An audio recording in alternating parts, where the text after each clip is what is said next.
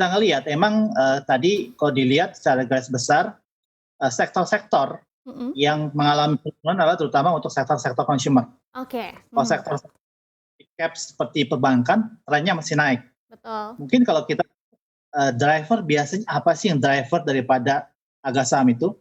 Harga saham itu akan naik kalau misal laba bersih per lembar saham perusahaan tersebut trennya adalah naik. Terutama ekspektasi dalam waktu tahun ke depan laba bersihnya gimana. Kalau kita ngelihat sebenarnya yang terjadi adalah kalau kita lihat analisa dulu kenapa bank naik. Karena ekonomi selalu membutuhkan kredit. Sehingga ekonomi tersebut membuat kredit growth selalu bertumbuh positif. Kecuali tahun kemarin ya. Tahun kemarin kan pandemi COVID.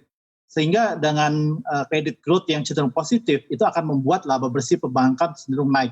Sehingga itu yang membuat saham perbankan trennya adalah naik, terutama untuk big banks. Betul. Dan kalau kita ngelihat kenapa yang kalau lihat mostly untuk big cap yang agak turun belakangan ini adalah lebih ke consumer sectors. Iya.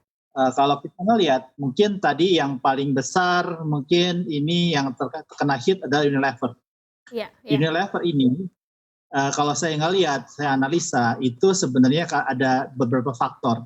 Yang pertama adalah yang kemarin mereka mengalami banyak kompetisi dari produk-produk asing yang sekarang bisa gampang didapat. Kalau zaman dulu mungkin 5 tahun lalu Unilever mendominasi untuk di pasar domestik. Tapi sekarang kalau kita ngelihat banyak produk-produk impor yang bisa dapat misalnya kita beli di Tokopedia atau di e-commerce lainnya ya. Yang kedua adalah kalau kita ngelihat ini karena daya beli masyarakat Indonesia tidak seperti zaman dulu.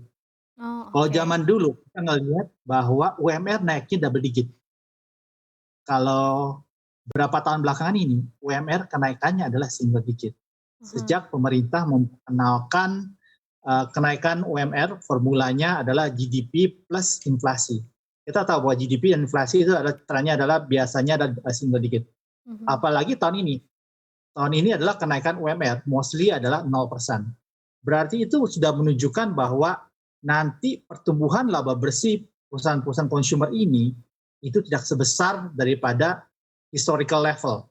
Dan ini membuat foreign investor cenderung melakukan net sell atas saham-saham consumer yang itu membuat share price-nya juga turun. Itu untuk Unilever tadi ya, atau juga saham consumer lainnya seperti emiten rokok, HMSP, atau juga gudang garam. Ada lagi satu sektor tadi yang kita lihat pelemahannya juga cukup dalam dari sektor otomotif nih, Astra Internasional, Pak Hari. Menurut Pak Hari sendiri apa yang salah nih dari saham ASI ini? Mungkin rokok saya jelasin dulu nanti baru masuk ASI. Kalau rokok, karena gini, kalau saya ngelihat itikat daripada pemerintah saat ini adalah untuk melindungi masyarakat penduduk Indonesia. Caranya bagaimana?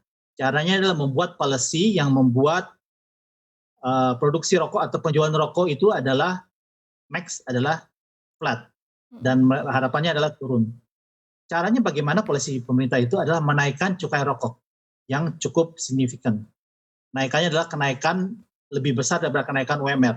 Saya melihat pola adalah kalau kenaikan cukai rokok lebih besar daripada kenaikan besaran UMR, itu membuat daya beli masyarakat untuk membeli rokok itu kurang. Sehingga volume penjualan akan turun dan membuat laba bersih perusahaan rokok itu trennya turun.